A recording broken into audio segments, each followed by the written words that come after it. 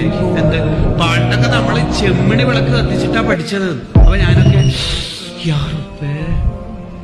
അതേസമയത്ത് ഇപ്പൊ 4ാം ക്ലാസ്സിൽ പഠിക്കുന്ന ഒരു കുട്ടിനോട് ചെമ്മണി വിളക്ക് കത്തിച്ചിട്ടാ ഉപ്പാവയൊക്കെ പഠിച്ചതെന്ന് പറഞ്ഞാൽ ആ കുട്ടി വെക്കും അന്ന് CFL ലൈറ്റ് ഉണ്ടോ? ഇല്ല. 0 ബൾബ് ഉണ്ടോ? ഇല്ല. പിന്നെ ചെമ്മണി വിളക്കല്ലാണ്ട് പിന്നെ എന്താ കത്തിക്കണ്ടേ? അത് കുട്ടികളുടെ അപ്ഡേഷനാണ്. അത് അവർക്ക് അതവ് കേട് എന്നല്ല നമ്മൾ പറയണ്ടത്.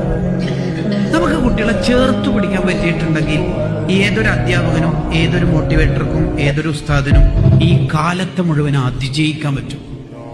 നമ്മൾക്ക് ഈ കുറ്റപ്പെടുത്തൽ എന്ന സ്വഭാവം ഈ നാട്ടിലും മഹലിൽ നിന്നും പൂർണ്ണമായി നിർത്തിയോക്ക് അടിപൊളി ഫലമായിരിക്കും. മുടി നീട്ടിയ ഒരു കുട്ടി ഒരു സഹാബിയോട് നബി സല്ലല്ലാഹു അലൈഹി വസല്ലം തങ്ങൾക്ക് പറയാനുള്ളത്, നല്ല മോനാ, മുടിയും കൂടി അത്രയും പറയാനുള്ളൂ. തഹജ്ജുദ് നിസ്കരിപ്പിക്കണം. ആരെ കൊണ്ട്? അബ്ദുല്ലാഹ് ഇബ്നു ഉമർ റളിയല്ലാഹു അൻഹുമയെ. നബി തങ്ങൾ എന്താ പറഞ്ഞത്? നിഅമർ റജുല അബ്ദുള്ള, അബ്ദുള്ള നല്ല മോനാ. ആദ്യം അങ്ങനെ പറഞ്ഞു, പിന്നെ പറഞ്ഞു തഹജ്ജുദും കൂടി അങ്ങനെ പറയലോടുകൂടി പിന്നെ അബ്ദുല്ലാഹ് ഇബ്നു ഉമർ അങ്ങനെ രാത്രി കുറഞ്ഞ സമയം ഉറങ്ങി, ബാക്കി ഫുൾ ടൈം തഹജ്ജുദാണ്. ഇങ്ങനെ നമ്മൾ ഒരു ലോകത്തേക്ക് കടക്കണം.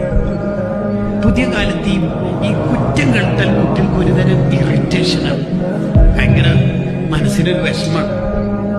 നമ്മുടെ എല്ലാവരുടെയും സ്വഭാവം അങ്ങനെ ആക്കി മാറ്റുന്നിടത്തേക്ക് നമ്മൾ രൂപപ്പെടണം, ഷെയ്പ്പ് ചെയ്യപ്പെടണം. ഷെയ്പ്പ് ചെയ്യുക എന്ന് പറഞ്ഞാൽ അതിന് 2-3 സെക്കൻഡോട് ഞാൻ ഒരു ഉദാഹരണം കാണിച്ചു.